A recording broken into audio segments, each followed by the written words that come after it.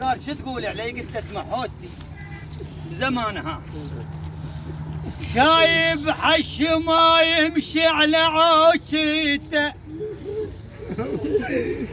على عوشته على حد الكبر قوة يشيل خاجيته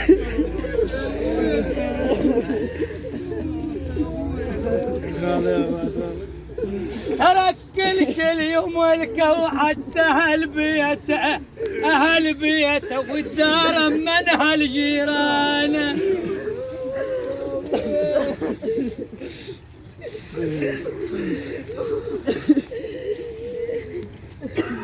قالهم لوم تتحر انت ما عليها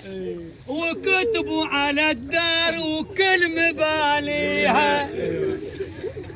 هاي الدار شان الحج راعيها مكسورة خاطر خلاها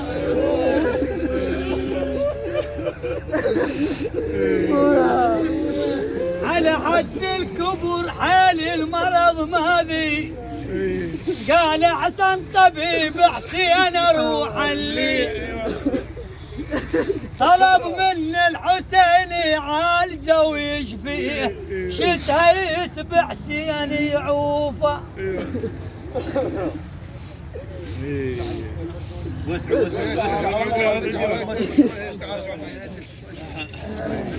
صعد فوال صعدته على حد الكبر حال المرض ماذيه قال احسن طبيب حسين اروح اللي طلب مني الحسين يعالجه ويشفيه شتها يسبح حسين يعوفه اول ما وصل طاح على عالي الضوء وحق من نجى يونس من بطون الحوت باكر يوم نوى على المنايا الفوت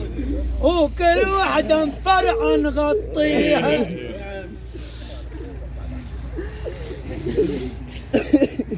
ابو لفته صعد باول صعد تطب على الثرثار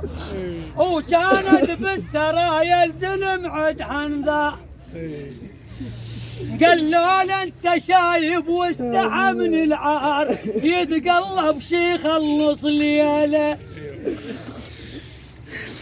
لما صار الصبح صار على باله يريد رفع راسه ويشوف الزلم جاي يتهد ظل ما بين واقف بين ما يقعد من يقعد خافوا يعايرونه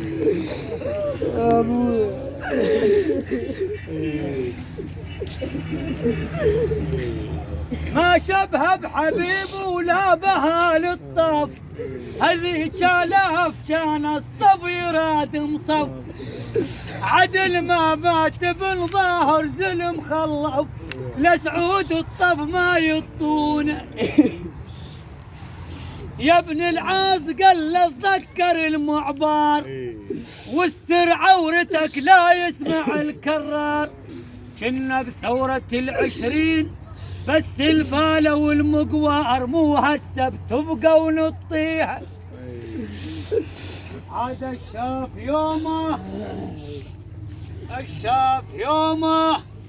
قام يحمد به رجل هيك عمر والموت يمشي عليه ابو لفته عاد الشاف يومه قام يحمد به رجل هيك عمر